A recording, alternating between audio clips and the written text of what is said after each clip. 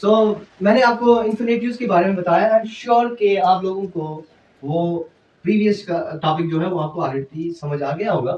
और आज मैं जो जिस टॉपिक के ऊपर बात करना चाहता हूँ वो एक्चुअली जर्ड्स और पार्टिसिपल्स। आपने इन्फिनेटिव समझ लिया, अब आपने समझना है कि जर्ड्स और पार्टिसिपल्स क्या होते हैं। पहले मैं आपको एक पॉइंट क्लियर कर दूं, एक होता है प्रेजेंट पार्टिसिपल, एक होता है past participle. Present participle form of verb होता है जो हम किसी भी कंटिन्यूअस टेंस में यूज करते हैं, whether that is present continuous, past continuous or future continuous, and that verb acts as a main verb in a sentence, right? उसी को कहते हैं present participle form of verb. But this gerund is totally different than that.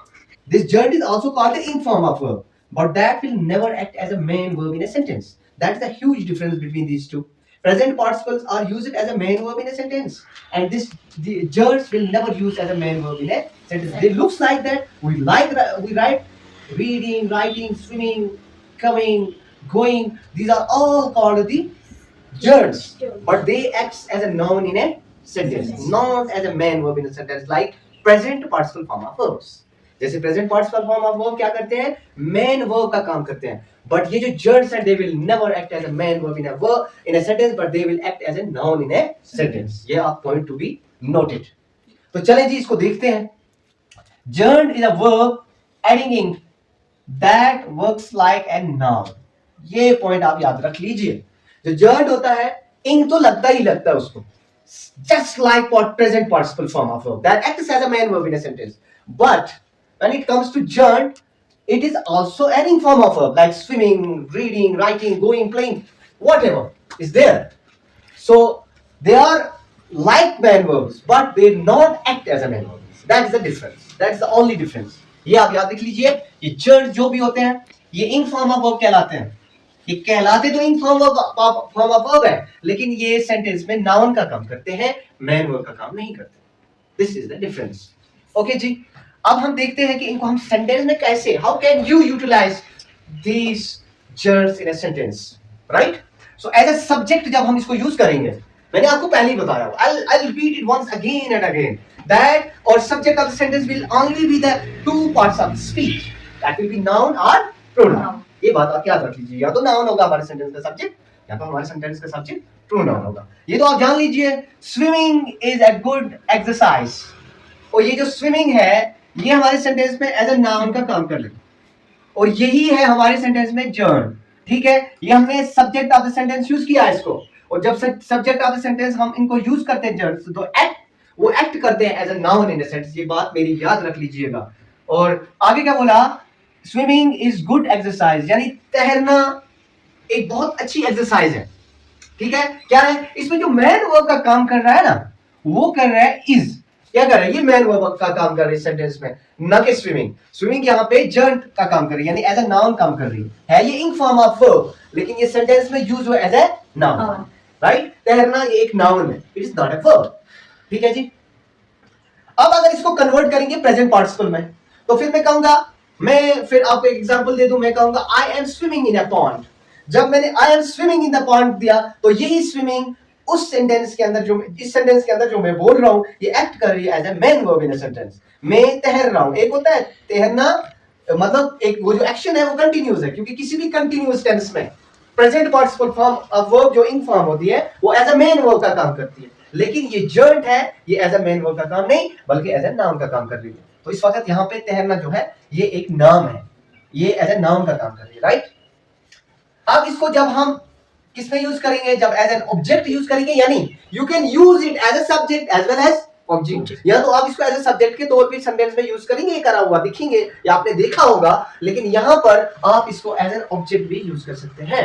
ये जरूरी नहीं है कि आप इसको एज अ सब्जेक्ट ही यूज करेंगे, चाहे ये subject of the sentence use हो रहा है या ये ऑब्जेक्ट ऑफ द सेंटेंस करेंगे, नो प्रॉब्लम व्हाटसोएवर, इसमें कोई प्रॉब्लम नहीं है, लेकिन ये रहेंगे जर्ड पे, ये मैन वर्ब का काम नहीं करेंगे, भले ही ये सेंटेंस में सब्जेक्ट का काम करें या ये सेंटेंस में ऑब्जेक्ट का काम करें। जैसे यहाँ पे एक एग्जांपल है, आई एंजॉय रीडिंग, मैं रीडिंग को एंजॉय करता हूं, मुझे अच्छा लगता है रीडिंग करना, तो उसका मतलब है इसने यहाँ पे एज एन ऑब्जेक्ट काम किया, लेकिन ये एज अ मैन वर्ब का काम कर नहीं रही। यहाँ पे जो मैन वर्ब काम कर रही है वो एंजॉय काम कर रही है, राइट? तो इस वक्त एज एन ऑब्जेक्ट हमने इसको यूज किया, किसको, जर्ड को, यानी जर्ड को you can use it subject as well as an object of the sentence, but in the both ways.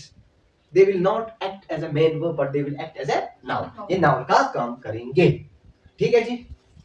उसके बाद जैसे हमारे जो पिछला जो हमने जिस इंफिनिटिव की बात की थी वो एडजेक्टिव्स के बाद आते हैं, लेकिन ये जो हमारे जर्न है ये प्रीपोजिशंस के बाद आते हैं। किसके बाद आते हैं? वो जो हमारे इंफिनिटिव से किसके बाद आते थे? एडजेक्टिव्स के बाद। लेकिन ये जो है ये हमारे प्रीपोजिशन के बाद। जब हम कोई प्रीपोजिशन सेंटेंस के अंदर यूज करते हैं उस वक्त भी आया करते हैं। कौन? ये आ जाते हैं, मेहमान है। कभी ये सब्जेक्ट बन के आ जाते हैं, कभी ये ऑब्जेक्ट बन के आ जाते हैं, फिर कहते हैं हम थोड़ा खुसूसी मेहमान है, हम प्रीपोजिशन के बाद भी आ सकते हैं। यानी इनके आने का कोई पता नहीं, कभी ये सब्जेक्ट भी हो सकते हैं, कभी ये ऑब्जेक्ट भी हो सकते हैं, और कभी कभार ये प्रीपोजिशंस का भी काम करेंगे। तो मैं आपको इसके लिए कुछ एग्जांपल है, मैं आपको समझाता हूं। She is good. गुड यहाँ पे एडजेक्टिव का काम है, एडजेक्टिव नहीं कि मैं बात कर रहा हूं इस वक्त प्रीपोजिशन की। यहाँ पे हमारे पास एक प्रीपोजिशन है, she is good at singing. यहाँ एट के बाद एट क्या? प्रीपोजिशन। प्रीपोजिशन के बाद क्या? सिंगिंग। यानी ये जो सिंगिंग हमारा यहाँ जो चर्न है ये हमें प्रीपोजिशन के बाद आता हुआ दिख रहा है। यानी उसके बाद जब आप प्रीपोजिशन के बाद दिखेंगे उस वक्त आपको जर्न मिलेगा। आप सब्जेक्ट ऑफ द सेंटेंस भी इसको यूज कर सकते हैं, आप इसको ऑब्जेक्ट ऑफ द सेंटेंस भी यूज कर सकते हैं। इसका क्या मतलब है? She is good at singing, यानी वो सिंगिंग में बहुत अच्छी है।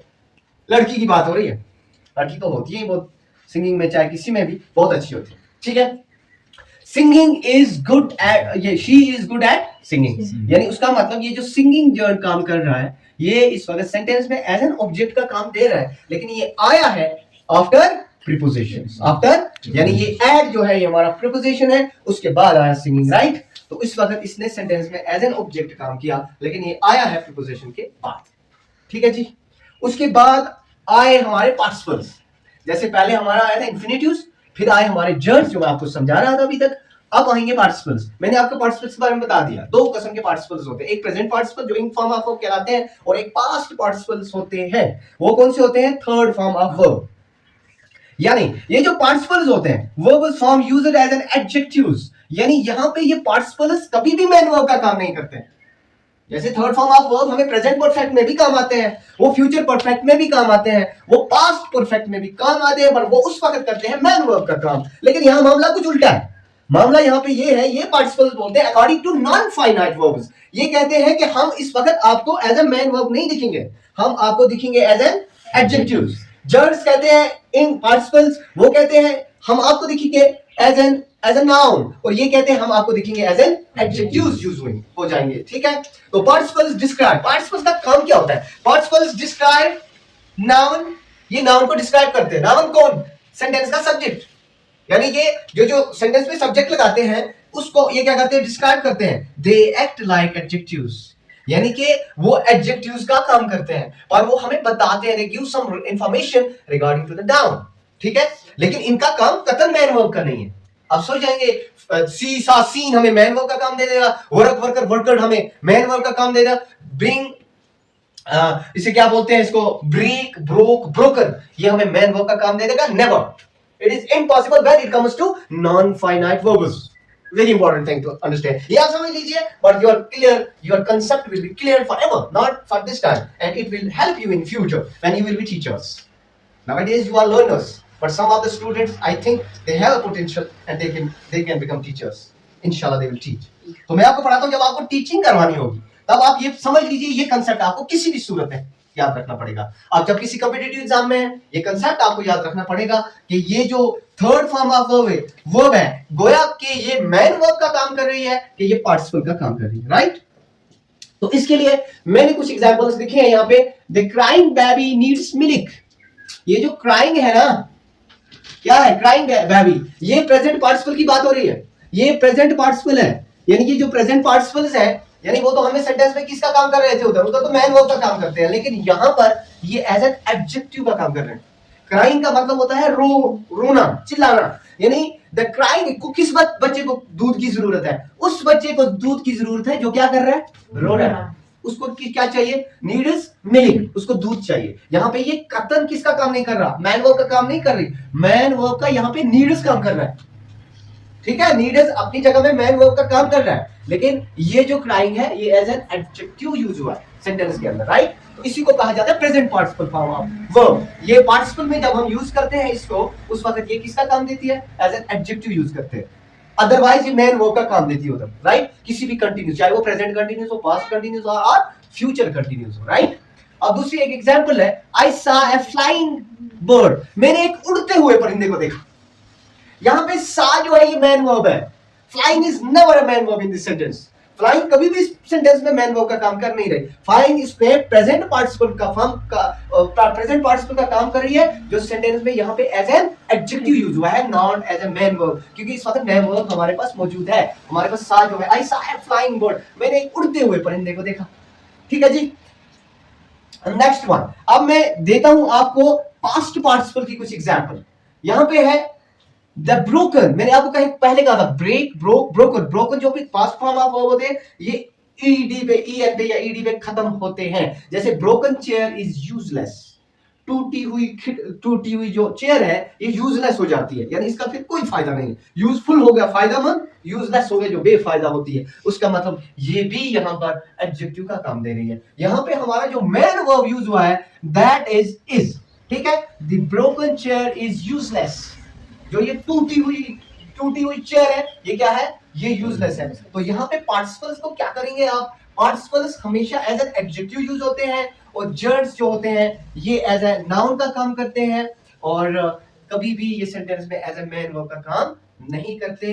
यही डिफरेंस है फाइनाइट और नॉन फाइनाइट वर्ब्स की। आई एम श्योर कि आपने पिछले क्लास में जो फाइनाइट वर्ब्स पढ़े थे, और उसमें एक स्टूडेंट है, वो तो मान लो कि बेस्ट आउट ऑफ बेस्ट जो उन्होंने जो पिछली प्रेजेंटेशन दिया था फाइनाइट और नॉन फाइनाइट वर्ब्स का, तो मुझे लगता है कि इंशाल्लाह, मुझे उम्मीद है कि बाकियों को भी उसी तरह से वो समझ आएगा। उन्होंने कमाल कर दिया, तो अल्लाह करे आप सब कमाल करें। मुझे लगता है आप लोगों सबको टॉपिक समझ आया होगा, और आज नॉन फाइनाइट वर्ब्स के बारे में, इनकी कुछ एग्जांपल्स के बारे में मैंने आपको बताया है। आई एम श्योर कि आपको ये भी समझ आ गया होगा। कुछ वर्ब्स हैं हमारे पास जो अक्सर इन नॉन फाइनाइट वर्ब्स में यूज होती हैं, जैसे हमारे पास वांट है, डिसाइड है, प्लान है, होप है, एग्री है, प्रॉमिस है, लर्न है, रिफ्यूज है, ऑफर है, मैनेज है। ये ऐसे वर्ब्स हैं जो आपको नॉन फाइनाइट वर्ब्स, चाहे जर्न्स हो, चाहे आपको ये इंफिनिटिव्स हो, इनमें आपको हमेशा दिखेंगे, कभी कभी भी, लेकिन जब कभी भी आपको ये वर्ब्स दिखेंगे ही दिखेंगे।